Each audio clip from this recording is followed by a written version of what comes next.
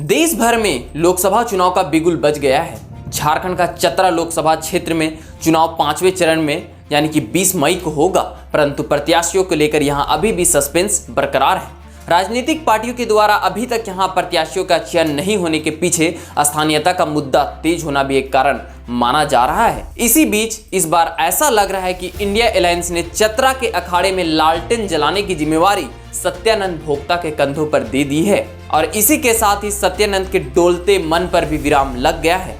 भारत का चतरा इकलौता लोकसभा सीट है जहां आजादी के बाद अभी तक कोई भी स्थानीय सांसद नहीं बन सका। चतरा लोकसभा सीट साल 1957 में अस्तित्व में आया था। इस सीट के अस्तित्व में आने के बाद साल 2019 तक टोटल 16 बार लोकसभा चुनाव हुए और इन 16 दफाओं में जिस भी पार्टी के सांसद चुने गए वे सब बाहरी ही थे। बाहरी कहने का तात्पर्य हमारा यह है कि चतरा लोकसभा का स्थानीय निवासी ना होना। इस सवाल को अमिताभ बच्चन ने भी कौन बनेगा करोड़पति टीवी शो पर पूछा था। भाजपा ने जिस प्रकार 11 लोकसभा सीटों पर अपने उम्मीदवारों को उतारा और वे अपने चुनावी प्रचार प्रसार में भी लग गए, लेकिन इंडिया गठबंधन ने झारखंड में अभी तक एक भी सीटों पर प्रत्याशियों की घोषणा नहीं की है।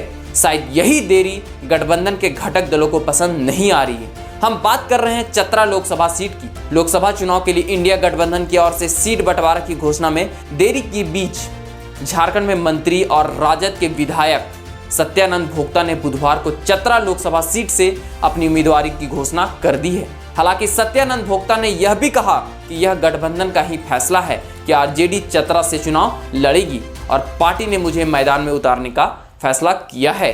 भोक्ता ने यह भी कहा कि उन्होंने चुनाव प्रचार भी शुरू कर दिए हैं। बैनर, पोस्टर और होर्डिंग के जरिए लोगों के बीच पहुंचने का काम भी जारी है। लगातार सभा कर रहे हैं। सोशल मीडिया पे भी पोस्टर जारी किया गया है जिसमें खुद को आरजेडी की ओर से चतरा लोकसभा संसदीय सीट का प्रत्याशी बताया है। उन्होंने पोस्टर में एक तरफ लालू यादव और दूसरी तरफ शिबू सोरेन की तस्वीर लगाई है। साथ ही हेमंत सोरेन, कल्पना सोरेन और चंपई सोरेन और राहुल गांधी, राजेश ठाकुर, तेजस्वी यादव, आलमगीर आलम, राज्य प्रदेश अध्यक्ष संजय सिंह यादव व प्रभारी जयप्रकाश नारायण यादव की तस्वीर भी लगाई है। उन्होंने जोर देकर यह भी कहा कि राजद ने गठबंधन से मांग की थी कि पार्टी को राज्य में 14 लोकसभा सीटों में से 2 सीटें चतरा और पलामू से उम्मीदवार उतारने दिए जाएं। सत्यानंद भोक्ता के नाम से कुछ अफवाहें भी उड़ रही थी कि वह भाजपा में शामिल होने वाले हैं। इस बारे में उनसे पूछने पर उन्होंने कहा कि उनका चतरा से चुनाव लड़ना तय है और बीजेपी वाले अफवाह उड़ा रहे हैं कि वह भाजपा में जाएंगे।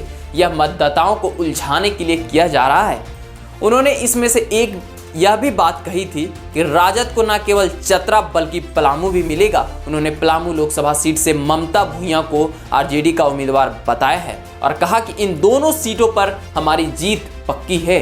जब सत्यानंद भोक्ता की बात हो ही रही है तो कुछ उनके विषय में भी जान लेना जरूरी है। वह 2000 से 2009 तक चतरा से 2 बार राज्य विधानसभा सदस्य रहे हैं। वह राज्य के पेयजल, स्वास्थ्य और कृषि मंत्री थे। 2014 में भाजपा द्वारा चतरा से टिकट नहीं दिए जाने के बाद झारखंड विकास मोर्चा में शामिल हो गए और झारखंड विधानसभा चुनाव 2019 में सत्यानंद भोक्ता आरजेडी के उम्मीदवार के रूप में चतरा के विधायक चुने गए। सवाल यहां अब यह भी उठने लगा है कि भाजपा ने झारखंड के 2 सीटों को होल्ड पर क्यों रखा है। इसमें से एक चतरा संसदीय सीट है और वहीं दूसरा धनबाद सीट है। इस हालात में अब सियासी गलियारों में यह सवाल उमड़ने लगा है कि आखिर इस बार भाजपा का चेहरा कौन होगा, क्योंकि सत्यानंद भोक्ता का चतरा लोकसभा में ताल ठोकने से भाजपा की मुश्किलें बढ़ती नजर आ रही है, क्योंकि इस बार चतरा लोकसभा सीट में बाहरी भीतरी की हवा तेज होती नजर आ रही है। वर्तमान सांसद सुनील सिंह का पत्ता कटने के पीछे बाहरी भीतरी की हवा को भी एक मुख्य वजह बताई जा रही है। इस हालात में भाजपा के लिए स्थानीय चेहरे की खोज एक मुश्किल टास्क साबित हो सकता है, क्योंकि भाजपा के अंदर टिकट के चाहत रखने वालों की एक लंबी लाइन है, लेकिन इस सूची में कोई भी स्थानीय और मजबूत चेहरा मौजूद नहीं है।